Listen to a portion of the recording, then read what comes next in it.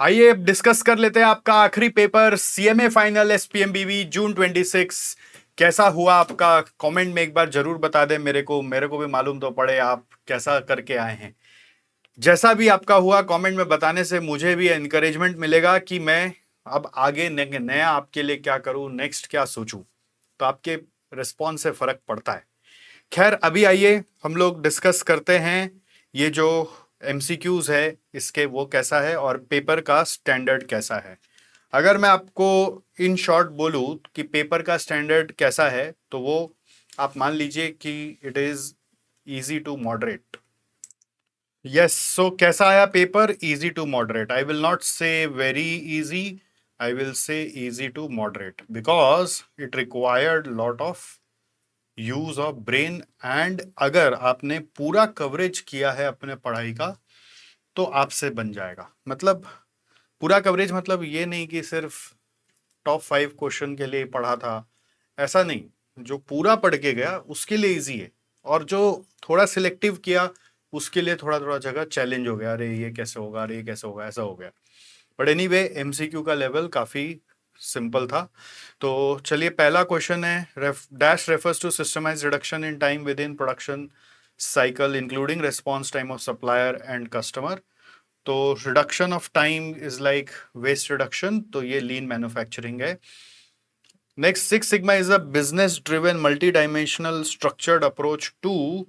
इसका आंसर क्या होगा? प्रोसेस वेरिएबिलिटी कम करना, डिफेक्ट कम करना, improving processes, all of the above. इसका आंसर है all of the above.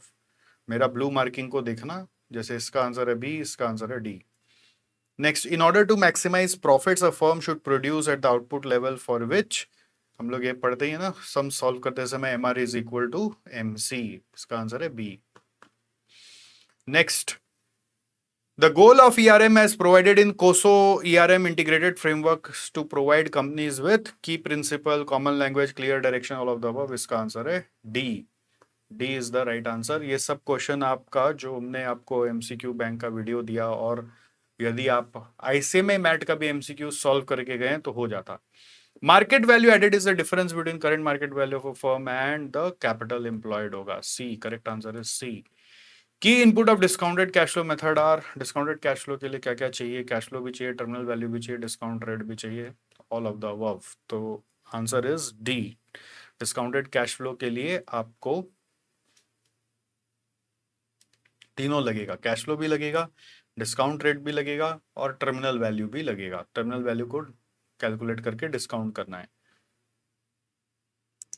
Next देखिए, the rate of return required by bond holders from the bond is known as. इसका आंसर क्या होगा? Rate of return required by bond holders, return required by holders को बोलते हैं yield rate. तो bond price होगा, call option होगा, bond yield होगा, कूपन होगा, तो इसका आंसर होगा बॉन्ड यील्ड यानी कि C. Which is not a human capital related to intangible asset. Human, not a human capital related intangible asset. So trained workforce human capital related है, employment agreements human capital related है, union से contract हुआ human capital related है। But design patent human capital से जुड़ा हुआ नहीं है, वो पेटेंट एक अलग ही कैपिटल होता है। तो ये है आपका करेक्ट आंसर इसका D. Synergy expected from merger 40 crore है, प्राइस पेड 360 है, टारगेट वैल्यू 320 है। What is acquirers gain? So acquirer को क्या मिल रहा है? एक्वायरर को मिल रहा है 40 और 320। कंपनी को ले रहा है उसका वैल्यू 320 और सिनर्जी लाएगा 40, 360। उसके बदले में प्राइस क्या दे रहा है? 360। तो नेट क्या बचा? एक्स्ट्रा कुछ नहीं, एक्स्ट्रा जो बचा मतलब वो सिनर्जी है एक्स्ट्रा एक तरह से, बट उसके ऊपर भी कुछ एक्स्ट्रा बचा क्या? द आंसर इज नहीं, तो जीरो। तो ये सब वर्किंग ऑलरेडी आपका क्वेश्चन बैंक में करा हुआ था। वो जो क्वेश्चन बैंक का एमसीक्यूज वगैरह सब कराए थे उसका फायदा आपको मिल रहा होगा। Under market approach a firm with EPS 25 and industry P of 15 would have an estimated equity value of. तो ईपीएस और पी दिया, दोनों को मल्टीप्लाई करोगे आंसर आ जाएगा 375। तो correct answer is B. Okay, अब आ गया देखो केस स्टडी। केस स्टडी में मुझे लग रहा था डुपॉन्ट का आएगा, बट डुपॉन्ट नहीं पूछ के बड़ा यूनिक सा मतलब बैलेंस स्कोर कार्ड से पूछ लिया। बहुत अच्छा क्वेश्चन है बैलेंस स्कोर कार्ड का, चलो देखते हैं। तो इसमें यहाँ पर पहला क्वेश्चन डिटेल क्या दिया वो देखो, तीन डिवीजन है यहाँ पर, एफडी, एपीआई और आरएनडी। मैनेजमेंट ने balance score card framework introduce किया है और उसके लिए की मैट्रिक्स बनाया गया है, एफडी, एपीआई और आरएनडी। ऑपरेटिंग प्रॉफिट है 1800, 1400 माइनस 300। कैपिटल एम्प्लॉयड दिया हुआ है, डब्ल्यूएसीसी दिया हुआ है, कस्टमर सेटिस्फैक्शन दिया हुआ है, एम्प्लॉय ट्रेनिंग आवर्स दिया हुआ है। एडिशनल इंफॉर्मेशन में the firm uses EVA, residual income and balance scorecard perspectives to evaluate performance. Industry benchmark ROI for similar division is 18%. R&D is not expected to generate immediate profit. Its performance is assessed using non-financial indicators and value creation potential. इसलिए R&D में अभी minus दिखा रहा है। Answer the following based on above scenario and choose the correct answer from given 4 alternatives. What is the EV of the API division? EVA का formula क्या है? NOPAT minus cost of capital employed. तो NOPAT है API का 1400 और capital employed का cost आ रहा है 770। 1400 माइनस 770 करे तो आंसर आ रहा है 630। ठीक है, तो आंसर इज ए। फिर बोल रहा है which division have outperform the industry benchmark ROI of 18%। तो सबका आरओआई निकाला, operating profit divided by capital employed करके आरओआई आ गया। तो आरओआई 2020 और -6 आ रहा है, तो 2020 आ रहा है, तो इसका मतलब 18 से ज्यादा एफडी और एपीआई दोनों में है, तो एफडी और एपीआई आंसर आ गया C. Based on balance score cards learning and growth perspective which division is performing best. Learning and growth को मेजर करने के लिए हम लोगों का जो केपीआई होगा वो होगा एम्प्लॉय ट्रेनिंग। ऐसे 4 पर्सपेक्टिव था, financial, customer, internal business process और 4th है आपका लर्निंग एंड ग्रोथ। तो उस एंगल से यदि आप देखोगे तो लर्निंग एंड ग्रोथ के लिए ये है ट्रेनिंग वाला पर्सपेक्टिव। तो सबसे ज्यादा कौन परफॉर्म कर रहा है? R and D division, R and D. ठीक है, तो करेक्ट आंसर है ए। फिर if Asterix plans to benchmark non financial performance which combination of metrics below would be most appropriate for R and D division. तो non financial के हिसाब से आर&डी का अगर देखना है तो कौन सा मैट्रिक्स देखोगे? तो नॉन फाइनेंशियल यही दोनों है, तो कस्टमर सेटिस्फेक्शन और एम्प्लॉय ट्रेनिंग जो यहाँ पे चल रहा है। तो इसका आंसर होगा कस्टमर सेटिस्फेक्शन और employee training hours which is D. What strategic insight does the negative EVA and ROI of the R&D division provide in the context of long-term strategic performance management?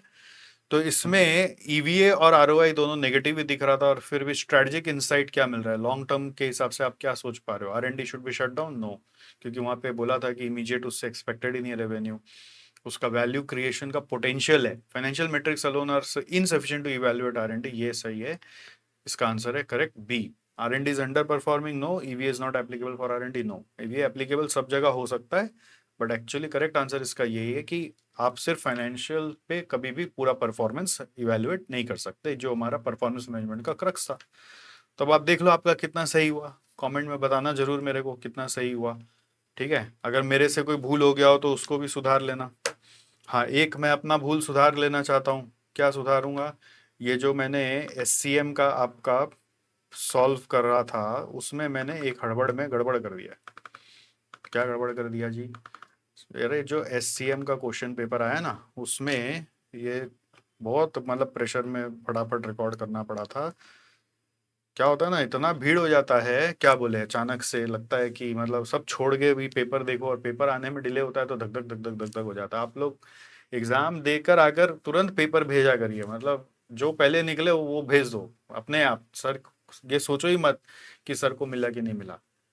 Paper paper दे दे रहे बाबा, paper दे दे रहे बाबा करते करते time निकल जाता है और stress में कुछ भी गड़बड़ हो जाता है। तो चक्कर ये था, इसका 12 नंबर का आंसर मैंने मार्क कर दिया था सी, जबकि इसका आंसर होगा ए। कैसे पता चला? एक्चुअली कॉमन सेंस बोल रहा है ए बी, बट जब इंस्टीट्यूट मैट देखा तो उसमें एक्चुअली इसका एग्जैक्ट वर्डिंग्स ए में मिला। ठीक है, तो उस हिसाब से राइट। तो समझ गए आप। अब इसके बाद आ जाते हैं हम लोग किसमें? इसमें आ जाते हैं मेन क्वेश्चंस में। मेन क्वेश्चन अगर आप देखें तो सीआरएम से आने का बात था, वही आया। फिर लीन सिस्टम से आ गया क्वेश्चन। ठीक है, मतलब ये एसपीएम का क्वेश्चन है। फिर ये क्वेश्चन फिक्स रहता है मैक्सिमम मिनिमम का, वही आया। अगर आप प्रैक्टिस किए होंगे तो बहुत इजी क्वेश्चन था, इसका वीडियो भी पूरा यूट्यूब पे डाला हुआ पूरा चैप्टर का। फिर रिस्क मैनेजमेंट का क्वेश्चन आ गया, आपको रिस्क मैनेजमेंट का स्टेप्स और प्रोसेस बताना है, तो एक डायरेक्ट इजी क्वेश्चन जैसा आ गया। फिर आपको 4A में बोला डू पॉइंट समझा दो, 5 पॉइंट वाला, 5 पॉइंट डू पॉइंट। अगर फॉर्मूला याद है तो समझा पाए होंगे। फिर ये जेड स्कोर का क्वेश्चन आ गया, तो जेड स्कोर तो रट के जाना ही पड़ता है, उपाय नहीं है। और फिर आपका ये देखो वैल्यू ऑफ लैंड आ गया, एक value of land. Okay, valuation of land, normally ये एक्सपेक्टेड नहीं था मेरे हिसाब से, बट ठीक है आ गया। फिर ये देखिए, ये इक्विटी वैल्यूएशन का एक इजी सा क्वेश्चन है, इंट्रिंसिक वैल्यू वगैरह निकालो। फिर ये लेव एंड शॉर्ट्स मॉडल आ गया, ये भी मेरे को उम्मीद नहीं था बट आ गया, अच्छी बात है, बट बहुत हार्ड नहीं है, इजी है, आप आराम से कर सकते हैं। ये पहले भी आया हुआ है एग्जाम में और अच्छे से आपका किया हुआ है, मैट का ही कॉपी क्वेश्चन है। फिर ईवीए का क्वेश्चन भी इजी वाला आया है। ऑल राइट, फिर देखिए कौन सा क्वेश्चन है, ये आपका मर्जर एंड एक्विजिशन का आया है, जिसमें आपको वैल्यूएशन ऑफ मर्जर में आपको बोल रहा है क्या बताने, 7A में एक्विजिशन प्राइस आपको इवेल्युएट करने बोल रहा है। ठीक है, तो कर सकते हैं, दिमाग लगाएंगे, बाद में इसका सॉल्यूशन देंगे। फिर ये वाला क्वेश्चन देखिए, सब दो कंपनी का जो डेटा दिया हुआ होता है, सबसे इजी क्वेश्चन होता है मर्जर का। अब क्या होता है ना, जैसे एक क्वेश्चन थोड़ा सा नया सा आ जाता है, हम घबरा जाता है, अरे पता नहीं इसमें क्या करना है, तो इसलिए थोड़ा मॉडरेट बोलते हैं, जिसका पूरा प्रैक्टिस किया हुआ रहता है उसके लिए इजी होता है। तो ये भी M&A का क्वेश्चन आ गया, मर्जर एंड एक्विजिशन का, 7 नंबर एज यूजुअल। फिर ये 8A जो है, ये आपका इंटर से आ गया, ट्रेंड एनालिसिस करके दिखाइए। ठीक है, ये इंटर में MA में पढ़े थे, मैनेजमेंट अकाउंटिंग में। और 8B जो है वापस मर्जर का ही क्वेश्चन आ गया, जो आपसे ऑलरेडी बोला हुआ था कि मर्जर से हमेशा 1.5 क्वेश्चन तक आता है, तो वही आया। तो मर्जर से कंपैरेटिवली वो एक क्वेश्चन थोड़ा सा नया लग रहा है, बट अगर आप करने जाओगे तो आपको आसान लगने लगेगा, देयर इज नो डाउट। ठीक है, क्योंकि इसमें क्या हो रहा है ना, एक्चुअली आपको असेस करना है कि एंटरप्राइज वैल्यू हर एक एंगल से क्या आ रहा है। ठीक है, तो असेसमेंट में आप क्या करेंगे नहीं करेंगे, इसके ऊपर हम डिस्कशन आपको करके देंगे। अभी फिलहाल के लिए, एक बार के लिए यहाँ पे इस वीडियो को छोड़ते हैं। आप फोकस करिए अभी अपने रिलैक्सेशन पर, बहुत हिम्मत करके आपने इतना एग्ज़ाम दिया है, तो थोड़ा आप रिलैक्स कर लो। और फिर हम लोग एक एक करके, अब जो जो पेपर हम लोग के SJC में होता है उसका पूरा फुल वीडियो सॉल्यूशन बना रहे हैं, वो अब डालना शुरू करेंगे। तो अब आप उससे पूरा मिला लेना, मतलब ये नहीं कि एकदम अभी से भूल जाना, जब पेपर सॉल्यूशन आ जाए उसी समय बैठ के पूरा मिला लेना कि कितना मार्क्स तक आ सकता है।